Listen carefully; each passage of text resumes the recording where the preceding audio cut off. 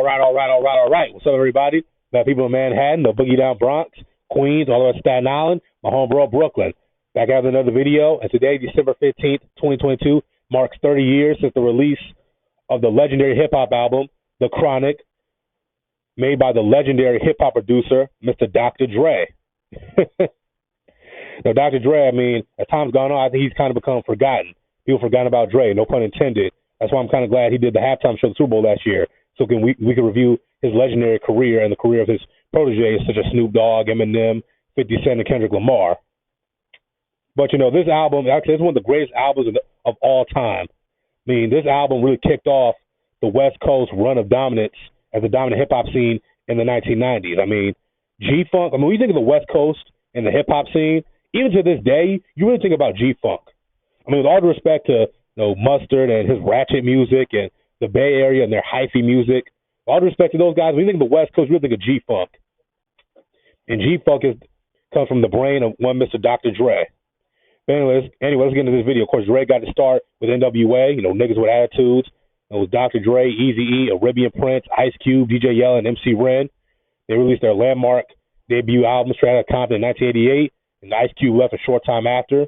And then in 1990, I believe they released their EP, 100 Miles and Running, which had some Ice Cube's disses on it, but hey, Cube fired back, and Cube won that shit. We all know that. And they released their second and final album in 1991, Niggas for Life. After that, Dr. Dre and Eazy would have a falling out, and Dr. Dre left to pursue his solo career, started his own record label with one Mr. Marion Suge Knight. And that record label became known as Death Row Records. And one of the first signees to Death Row Records was a protege by the name of Snoop Doggy Dogg. And Dr. Dre introduced him to the world on this song right here, Deep Cover. It's still 187 on an undercover cop. After this, Dr. Dre and Snoop began working on Dre's solo debut, The Chronic, and one of the singles leading up to The Chronic became infamous in hip-hop lore. It's one of the greatest rap songs of all time, and it's called None But a G-Thing. 1, 2, 3, into the 4. Snoop Doggy Dogg and Dr. Dre is at the door, ready to make an entrance, so back on up, because we about to rip shit up. Give me the microphone so I can burst like a bubble.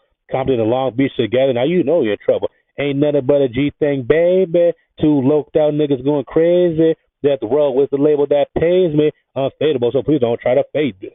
I don't want to get copyrighted, but it's one of the best rap songs of all time. It went down to hip-hop lore. And the album, it helped because The Chronic came out and it was a smash hit.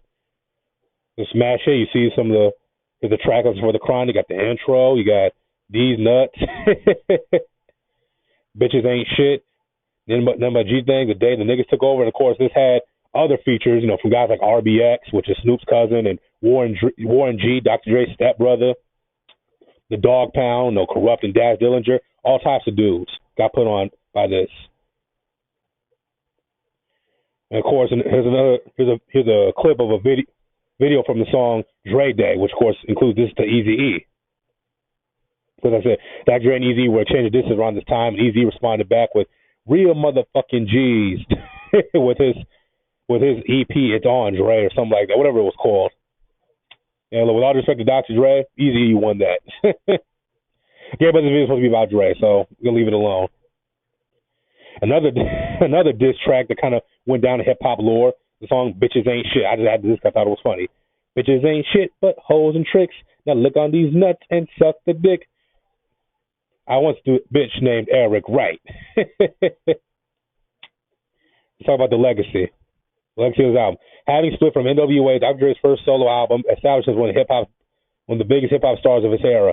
Yahoo Music writer S.L. Dove wrote of the album's impact on his status in hip-hop at the time, stating, Dre's considerable reputation is based on this release, alongside his production technique on Snoop's Doggy Style and his early work with NWA. Whatever one thinks of the over-the-top bravado rapping, the track and beats Dre assemble are beyond reproach. The Chronic brought G-Funk to the mainstream, the genre defined by slow bass beats and melodic synthesizers topped by P-Funk samples, female vocals, and the sonic laid-back lyrical delivery referred to as a lazy drawl. The album takes its name from the slang term for premium-grade cannabis, Chronic.